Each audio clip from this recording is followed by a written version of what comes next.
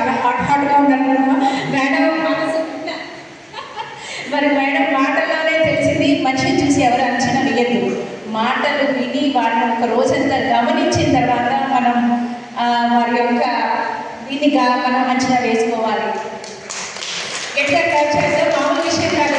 మరి ఈ తెలంగాణ ఇంత పెద్ద సిటీలో రాజకీయంగా మరి ధ్యానిగా ఇంత అద్భుతంగా తీర్చిదిద్దుకు వస్తారంటే ఒక మహిళగా కుటుంబంలో మధ్య మార్గంలో ఉంటూ మామూలు విషయం కాదు. చాలా గట్టిగా క్లాప్ చేయాలి మనం.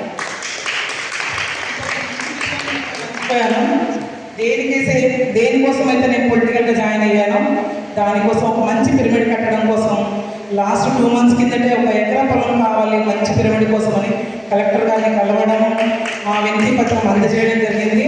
ఇన్ ఫ్యూచర్లో నిజాంపేట ఒక మంచి పిరమిడ్ మనం అందరం కలిసి కడదాం. దాని దగ్గర ఎనర్జీస్ అందరూ ఇవ్వండి.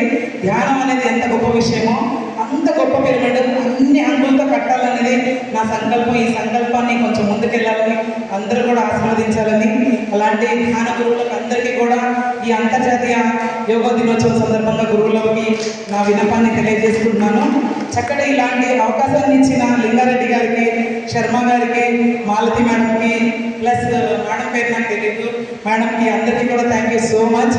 ఇలాంటి అవకాశాన్ని ఇచ్చిన ఈ టెంపుల్ సత్యవతి మేడం గారికి అందరికీ కూడా థ్యాంక్ యూ సో మచ్.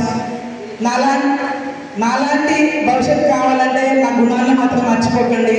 మీరు ఎలాగైతే ఈ గుణాలను లీడ్ చేస్తూ మీరు భవిష్యత్తులో ముందుకెళ్తుంటారో, ఒక్క రోజైనా నన్ను కలిసి మేడం నేను ఇలా ఉన్నానంటే అందులోనే నేను చాలా హ్యాపీ ఫీల్ అవుతాను.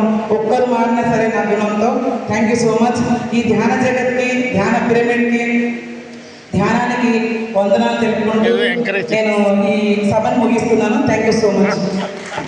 మాస్టర్స్, ఈరోజు రమా గారు మనందరికీ స్ఫూర్తి. మనందరం రాజకీయంగా ఏదైనా అవకాశం వస్తే తప్పకుండా సద్వినియోగం